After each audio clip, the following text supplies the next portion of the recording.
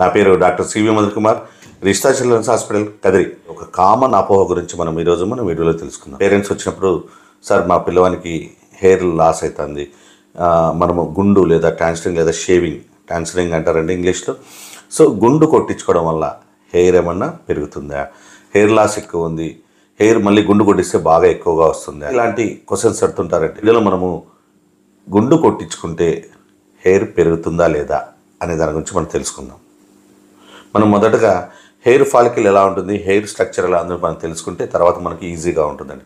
Hair అనేది ఎలా ఉంటుంది, హెయిర్ ఫాలికల్ నుండి మొదటగా బయటకు వచ్చిన వెంటనే బాగా మందంగా నలుపు రంగులో బాగా దట్టంగా ఉంటుంది.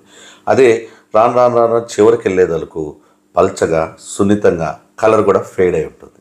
సో ఇది మన కామన్ స్ట్రక్చర్ అండి, హెయిర్ యొక్క స్ట్రక్చర్.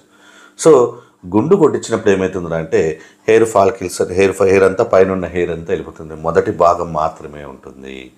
దానివల్ల మనం గుండు కొట్టించిన వెంటనే వచ్చే హెయిర్ చాలా దట్టంగా ఉంటుంది, రంగు ఎక్కువగా కనిపించడం వల్ల మనం ఏమనుకుంటామంటే హెయిర్కి మనం గుండు కొట్టించడం వల్ల హెయిర్ గ్రోత్ బాగా వచ్చేసింది, బాగా దట్టంగా కనపడుతుంది కదా.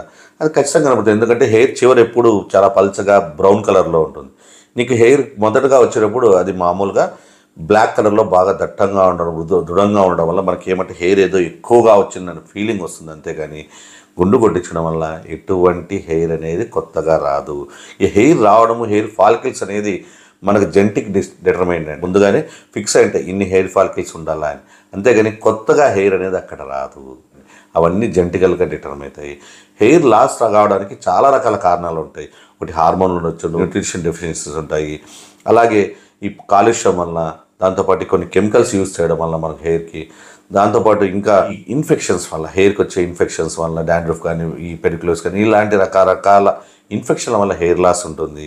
దానికి మనం ట్రీట్మెంట్ తీసుకుంటే హెయిర్ గ్రోత్ పెంచుకోవచ్చు. కానీ హెయిర్ మనము షేవింగ్ చేసుకున్నా లేదా ట్రాన్స్ఫరింగ్ చేసుకున్నా, గుండు కొట్టించుకున్నా ఎటువంటి హెయిర్ పెరగదు. ఇది అపోహ మాత్రమే. మా పిల్లవాడిని గుండు కొట్టిస్తున్నాం సార్, మీరు కొట్టించచ్చా లేదా. సో చాలామంది ఆచారాలు, పద్ధతులు, సాంప్రదాయంగా ఎన్నో తరాలుగా మనము ఆచారాలకు కట్టుబడి మనము గుండు కొట్టిస్తుంటాము. దానివల్ల ఎటువంటి లాభము లేదు, నష్టము లేదండి. సో కస్టమర్స్తో మనకున్న కస్టమర్స్ ప్రకారం మనం కొట్టించుకోవచ్చు, దానివల్ల ఎటువంటి ఇబ్బంది లేదు. అలాగే కొన్ని రకాల పరిస్థితుల్లో మనము గుండు కొట్టించడం మెడికల్గా అడ్వైజబుల్. ఎప్పుడు ఎక్కువగా పెయిన్లో ఉన్నప్పుడు, అంటే పెడిక్యులోసిస్ ఇన్ఫెక్షన్ ఉన్నప్పుడు, లేదా కొన్ని రకాల ఇన్ఫెక్షన్స్ ఉన్నప్పుడు, అలాగే పేను కొరుకుడు అంటారు, అక్కడక్కడక్కడ కొన్ని చోట్ల హెయిర్ లాస్ అవుతుంది, కొన్ని చోట్ల ఉంటుంది, కొన్ని చోట్ల హెయిర్ లాస్ అవుతుంది, చూడడానికి చాలా ఎబ్బెట్టుగా ఉంటుంది. కాబట్టి అలాంటి సమయంలో మనం ట్రీట్మెంట్ స్టార్ట్ చేసినప్పుడు గుండు కొట్టించుకునేస్తే మంచిది. అప్పుడు ట్రీట్మెంట్లో భాగంగా కొన్ని రోజుల తర్వాత హెయిర్ వస్తుంది, ఈ ట్రీట్మెంట్ బాగా సక్సెస్ అయ్యి ఆ హెయిర్ కూడా వచ్చే అవకాశం ఉంటుంది. కాబట్టి అలాంటి సమయాల్లో మనము ఈ ట్రాన్స్ఫరింగ్ అడ్వైజ్ చేయొచ్చు, గుండు కొట్టడం అడ్వైజ్ చేయొచ్చు. పిల్లల్లో మనం తీసుకున్నామనుకుంటే, చిన్నపిల్లల్లో 4 months వరకు మనకు చిన్నగా విల్లస్ హెయిర్ అనేవి ఉంటాయి, అవి బేబీ హెయిర్ అంటారు. అవి 4 monthsకి మనకు ఆటోమేటిక్గా వెళ్ళిపోయి పర్మనెంట్ హెయిర్ రావడం స్టార్ట్ అవుతుంది. సో తర్వాత మీరు గుండు కొట్టించకపోయినా వచ్చే హెయిర్ ఖచ్చితంగా వస్తుంది. గుండు కొట్టడం వల్లనే పిల్లవానికి ఎక్కువగా హెయిర్ వస్తాయని మాత్రం అపోహ మాత్రమే. ఇంకా కొంతమంది వైట్ హెయిర్ వచ్చినా కానీ గుండు కొట్టించుకుంటుంటారు. సో వైట్ హెయిర్ వచ్చినప్పుడు గుండు కొట్టించుకుంటే మళ్ళీ కొత్త హెయిర్ కూడా వైట్ హెయిరే వస్తాయి. లోపం ఉన్నది, ఆ లోపం వల్ల వైట్ హెయిర్ వస్తున్నాయి. వైట్ హెయిర్కి సంబంధించిన వీడియో యొక్క లింక్ కూడా మీకు అందజేస్తాను ఇక్కడ, మీరు ఒక్కసారి ఆ వీడియోని కూడా ఒకసారి చూడండి. వైట్ హెయిర్ గల కారణాలు ఏంటి, దాన్ని ఎలా మనం రివర్స్ చేసుకోవచ్చు చిన్న పిల్లలు అనే వీడియో కూడా మీకు లింక్ ఇస్తాను, కింద డిస్క్రిప్షన్లో కూడా ఇస్తాను. ఒక్కసారి లేదా కామెంట్లో పిన్ చేస్తాను, ఒక్కసారి ఆ వీడియోని కూడా మీరు చూడండి. అలాగే గుండు కొట్టడం వల్ల ఏమైనా లాభాలు ఉన్నాయంటే మీకు తెలిసింది, ఎందుకంటే లాభాలు ఏముంటాయండి, దానివల్ల హెయిర్ మెయింటెనెన్స్ తగ్గిపోతుంది, దానికి కావాల్సిన ఆయిల్, షాంపూ తగ్గిపోతాయి, కూమింగ్ ఐటమ్స్ కొనుక్కోవడం తగ్గిపోతుంది. అంతేగాని దానివల్ల పెద్ద లాభాలు అయితే ఏం లేవు.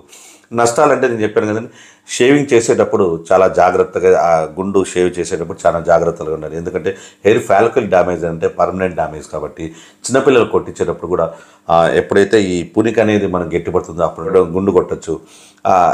లోపలికి ఘాట్లు ఎక్కువగా పడుకోకుండా చాలా జాగ్రత్తగా, సున్నితంగా చిన్నపిల్లలకైతే గుండు కొట్టించడం మంచిది. చాలామంది వీడియోలు చూస్తున్నారు, లైక్ చేయట్లేదు, షేర్ చేయట్లేదు, సబ్స్క్రైబ్ చేయట్లేదు. మీరు ఇచ్చే ఈ లైక్, షేర్, సబ్స్క్రైబ్ మరిన్ని చిన్నపిల్లల హెల్త్ వీడియోలు చేయడానికి దోహదపడుతుంది.